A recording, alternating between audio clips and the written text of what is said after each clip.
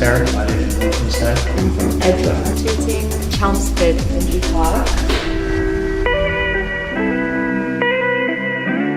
I'm quite loyal to my brands, like the small ones more so than the big ones. Just the point of it being local, and it feels like you're joining a part of that community as well.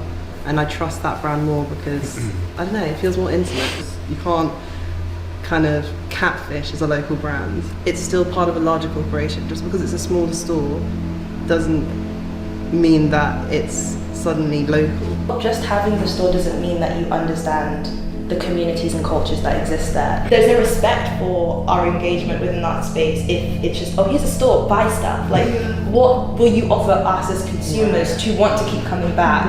And it's about kind of focusing on like the events and the pageantry and the aesthetic behind the brand rather than just dropping a store. So you can't just pop up and be like, oh hey, we're local now and we're gonna like tap into the local community. It's like, what right do you have to play in that community?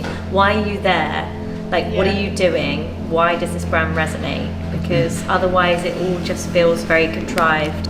So do you think it depends on what the brand is? So like, for example, Vivienne Westwood did a talk at Tooting Market, and it sold out because everybody wanted to go, and it was because her talk was about a new environmentally friendly charity or something that she's opening. So that feels authentic to me, even though it may, like on the surface of things, feel a bit like sort of a paradox. I think actually it probably works. Just collabing, I definitely think that would help with the community, or maybe doing like a free event. I feel like when I enter the shop, it calls like me. It screams that they did the research. Yeah, I think that goes the extra step, making sure, okay, the community's heard and we're not just trying to boot you guys out.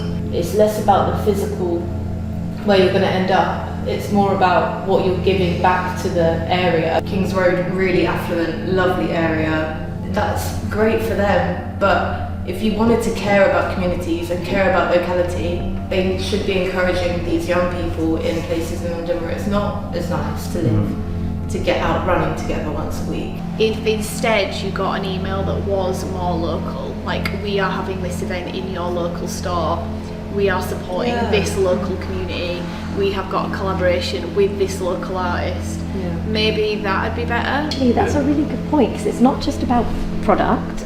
If I'm going to invest enough into a brand or care enough about a brand to actually sign up and want information from them, I want them to know that they know me, and I want them to provide me with like inspiration outside of their like own products, because it makes them feel like they know me and that we're interested in the same things. It's a bit more of that like emotional connection, I suppose. There's a right place for certain brands, and local communities, there's some brands that just don't fit. I cycle quite a lot on the weekends. The culture is that you sort of halfway house stop somewhere and you grab a coffee and a cake or a pastry or something. All of a sudden I just started seeing this raffle van just appear, and it was just a coffee van, so there was no clothing, anything like that you could buy. They were literally just giving away free coffee to cyclists that were doing their routes. It was part of my everyday life, so it can be local to where you're going. It doesn't have to be where you live or where you work. It's difficult to find something new, but when you do, you just, you keep going back.